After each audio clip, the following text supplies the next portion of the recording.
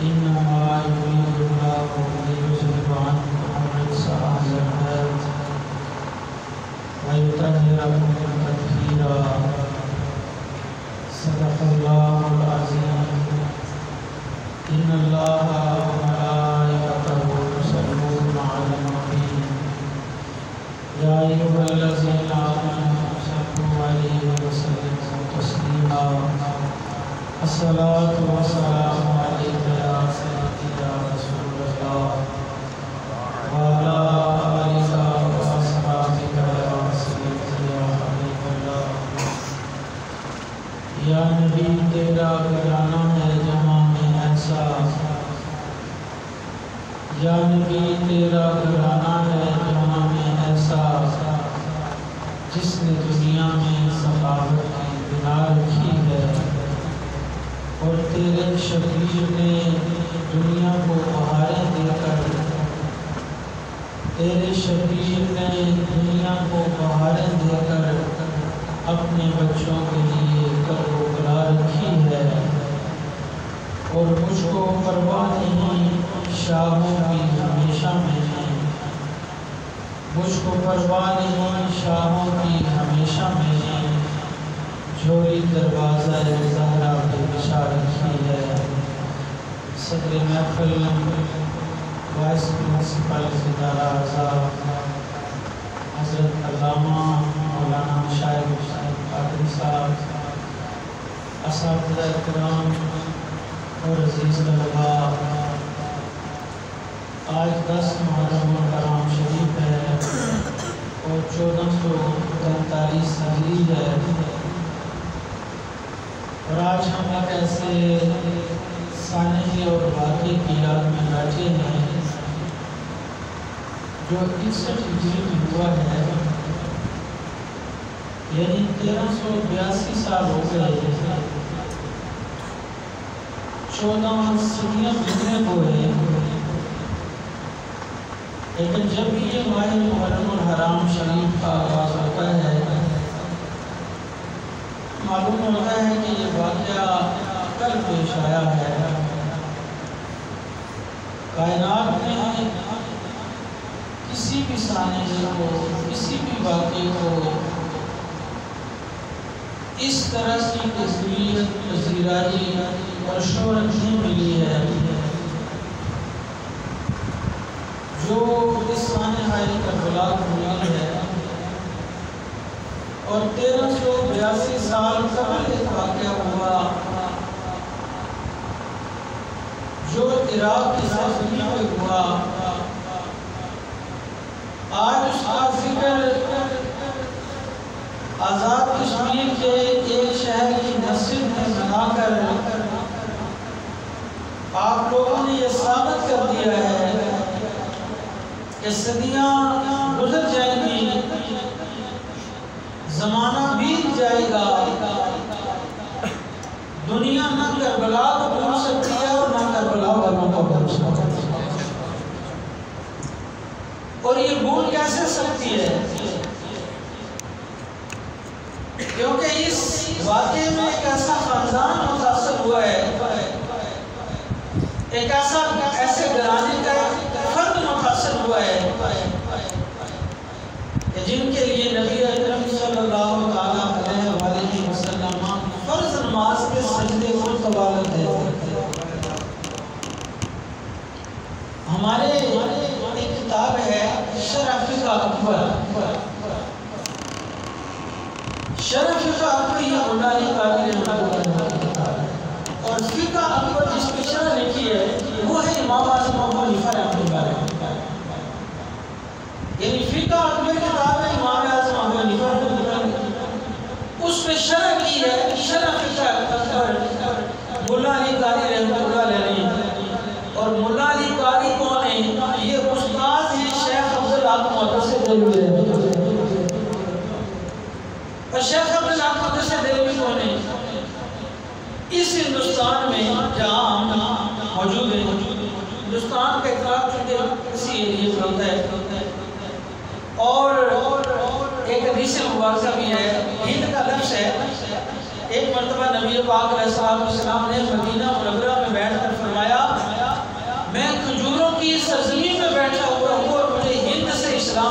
خوشبو آ رہی ہے۔ اس زمین نے ایسے ایسے مایا نہ سکون پیدا کیے ہیں کہ یہ لفظ صرف ہندوستان کے لیے ہے کہ نبی پاک علیہ السلام نے کہا کہ مجھے ہند سے اسلام سے خوشبو آ رہی ہے۔ تو اس ہندوستان میں عقیدے کا معلم اول، جب آپ عقیدے کے بارے میں یہ چیک کرنا چاہتے ہیں نا کہ کون سا عقیدہ ٹھیک ہے اور کون سا عقیدہ ٹھیک نہیں ہے، تو اس کو جس ترازو پہ تولا جاتا ہے وہ ترازو شیخ عبدالحق محدث دہلوی رہتے ہیں۔ عقیدے کے امام ہیں، معلم اول اس لیے میں نے کہا کہ کسی بھی عقیدے کو یہ دیکھا جائے گا کہ شیخ عبدالحق محدث دہلوی کا اس کے بارے میں کیا نظریہ ہے۔ جس کا عقیدہ شیخ عبدالحق محدث دہلوی سے میچ کرے گا اس کو کہہ سکتے ہیں یہ اہل سنت کا۔ اور ان کے استاد مولا علی قاری رحمۃ اللہ علیہ وہ شرح فقہ اکبر میں ایک چیپٹر باندھا ہوا ہے کہ نبی پاک علیہ السلام کی پسند کو ناپسند کرنے والے کا حکم کیا ہے۔ ادھر جا کر وہ روایت بیان کرتے ہیں کہ امام ابو یوسف رحمۃ اللہ علیہ، امام ابو یوسف رحمۃ اللہ علیہ جو امام اعظم ابو حنیفہ رحمۃ اللہ علیہ کے اجل تلامذہ میں سے اور چیف جسٹس سے پہلے یہ بیٹھے ہوئے تھے، تو اس مجلس میں یہ ذکر چلا، کسی نے کہہ دیا کہ کان نبی صلی اللہ علیہ وآلہ وسلم یحب الدبا، کسی نے ذکر کر دیا کہ نبی پاک صلی اللہ علیہ وآلہ وسلم کو کدو پسند تھا، اور ایک بندے نے وہاں مجلس میں بیٹھے ہوئے یہ کہہ دیا کہ ما احبھا، ایک بندے نے کہا حضور کو کدو پسند ہے، دوسرے بندے نے کہہ دیا مجھے پسند نہیں ہے۔ امام ابو یوسف رحمۃ اللہ علیہ نے اس مجلس میں کہا کہ یہ آدمی مرتد ہو گیا ہے، کیونکہ جہاں کہیں یہ ذکر ہو کہ حضور اس چیز کو پسند کرتے تھے اور متصل کوئی بندہ یہ کہہ دے کہ مجھے یہ پسند نہیں ہے، وہ بندہ کافر ہو جاتا ہے، وہ مرتد ہو جاتا ہے۔ میں پوچھنا چاہتا ہوں وہ حضور کدو کو پسند کرتے تھے اور ضرور پسند کرتے تھے، پر اتنا تو پسند نہیں کرتے تھے جتنا امام حسین کو پسند کرتے تھے۔ مجھے یہ بتائیں کہ حضور کی پسند کو ناپسند کوئی کرے اور اس کا تعلق سبزی سے ہو، نبی پاک علیہ السلام کسی سبزی کو پسند کرے اور کوئی بندہ کہہ دے کہ یہ سبزی مجھے پسند نہیں ہے، اور امام ابو یوسف رحمۃ اللہ علیہ جو ہماری فقہ حنفی کے مؤسس آپ سمجھے امام اعظم ابو حنیفہ رحمۃ اللہ علیہ کے تلمیذ اجل ہیں، یہ فتویٰ دیتے ہیں کہ یہ کافر ہو گیا ہے اس لیے کہ سرکار کی پسند کو ناپسند کیا ہے۔ تو مجھے بتائیں جو امام علی مقام کے اس گردن مبارک کے اس حصے کو جہاں سرکار دو عالم علیہ السلام بوسہ دیتے تھے، وہاں وہ بوسہ گائے پیغمبر، وہ نبی پاک علیہ السلام کے بوسے دینے کی جگہ کو جس نے قلم کیا اور اس سر اقدس پر امام علی مقام کے سر اقدس پر گھوڑے دوڑائے جائیں، مجھے بتائیں اس یزید کا ایمان کے ساتھ کوئی تعلق ہے؟ نبی پاک علیہ السلام ایک سبزی کو پسند کرے اور کوئی کہہ دے کہ مجھے یہ پسند نہیں ہے، تو حضور کی پسند کو ناپسند کرنے والا کافر ہو جاتا ہے،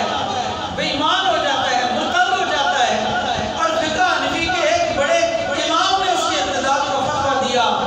کہ جو نبی پاک علیہ السلام کے محبوب امام حسین کے کٹے ہوئے سر کے اوپر گھوڑے دوڑائے۔ ایک مولوی صاحب کہنے لگے کہ نہیں، گھوڑا استعمال نہیں ہوا ہے۔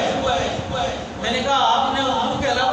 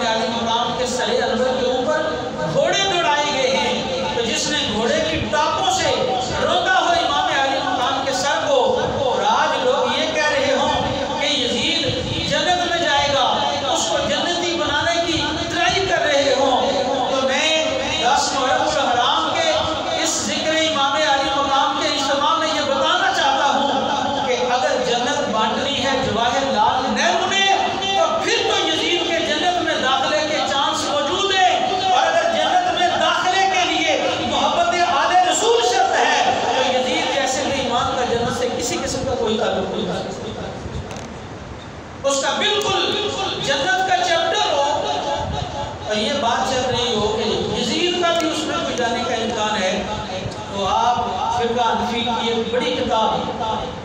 فتاوی شامی جس کو کہتے ہیں، علامہ ابن عابدین شامی رحمۃ اللہ علیہ نے یہ بات لکھی ہے کہ اگر نبی پاک علیہ السلام کے نال مبارک کا تسمہ مبارک جو کسی وقت سرکار کے نال مبارک کے ساتھ تھا اور پھر وہ تسمہ ٹوٹ گیا تو کہا اس ٹوٹے ہوئے تسمے کی بھی کوئی بے ادبی کرے گا تو وہ بھی کافر ہو جائے گا، وہ بھی مرتد ہو جائے گا۔ مجھے بتائیں کہ اگر ٹوٹے ہوئے تسمہ مبارک کی بے ادبی کرنے والا مسلمان نہیں رہ سکتا ہے تو جو دوش رسول کے شاہسوار کی بے ادبی کرنے والا ہو، جو دوش رسول کے شاہسوار کو قتل کرنے والا ہو، اس کا ایمان کے ساتھ کیا تعلق رہ جاتا ہے؟ اسی لیے ہماری درسی کتاب ہے یہ جو آپ پڑھتے ہیں شرح عقائد نسبی، یہ علامہ نصفی رحمۃ اللہ علیہ کی کتاب پر علامہ تفتازانی نے شرح لکھی، اور یہ آپ کو پتہ ہونا چاہیے کہ علامہ تفتازانی جو ہے یہ ماتریدی نہیں ہے، یہ اشاعرہ میں سے، اور علامہ نصفی ماتریدیہ میں سے، اناف میں سے، یعنی ہم حنفی ماتریدی ہیں۔ یعنی آپ دیکھیں کہ کتاب لکھنے والا علامہ نصفی رحمۃ اللہ علیہ یہ ماتریدی ہے، اور اس پہ شرح لکھنے والے جو علامہ تفتازانی ہیں یہ ماتریدی نہیں، یہ اشاعرہ میں سے شافعی مذہب ہے۔ لیکن دیکھیں شافعی مذہب کا بندہ حنفی مذہب کے کتاب کے اوپر شرح لکھ رہا ہے، اس لیے کہ علامہ تفتازانی کہا کرتے تھے کہ میں بے شک شافعی مذہب ہوں، لیکن اگر میں اس کی شرح کروں گا نا عقائد نسوی کی تو میں سمجھوں گا کہ میں نے اسلام کی کوئی خدمت کی۔ اس سے آپ اندازہ کریں کہ یہ کتاب کتنے پائے کی کتاب ہے علامہ نسوی کی، اور اس کے اوپر شرح لکھنے والا علامہ تفتازانی رحمۃ اللہ علیہ کس پائے کا بندہ ہے؟ یہ علامہ تفتازانی رحمۃ اللہ تعالیٰ علیہ یہ عقائد کی کتاب شرح عقائد، اچھا یہ صرف ہمارے اہل سنت کے اندر نہیں، جتنے بھی یہ مسالک ہیں آپ کسی بھی مدرسے کے اندر جائیں گے تو وہاں شرح عقائد ضرور پڑھائی جاتی ہے۔ شرح عقائد یہ آپ کے کون سے سال کے شامل ہے؟ فاضل عربی میں، یعنی اس کو سبق پڑھایا جاتا ہے، یہ عقائد کی کتاب ہے، اس کے اوپر تو کوئی اعتراض نہیں ہو سکتا نا کہ یہاں کوئی تعصب کیا ہو۔ علامہ تفتازانی رحمۃ اللہ علیہ جہاں لعن یزید کا مسئلہ چلا نا کہ یزید پر لعنت کی جا سکتی ہے یا نہیں، وہ لوگ جو یزید کو جنت کا سرٹیفکیٹ دینا چاہتے ہیں، میں کہتا ہوں آئے دنیا کے ہر مسلک کی جو ہے وہ نصاب کے اندر لگی کتاب ہے شرح عقائد نسوی۔ علامہ تفتازانی بات اٹھا کے کہتا ہے لعنت اللہ علی یزید وعلی انصارہ وعلی اعوانہ۔ علامہ تفتازانی نے لکھا اللہ کی لعنت ہو یزید پر، یزید کے جتنے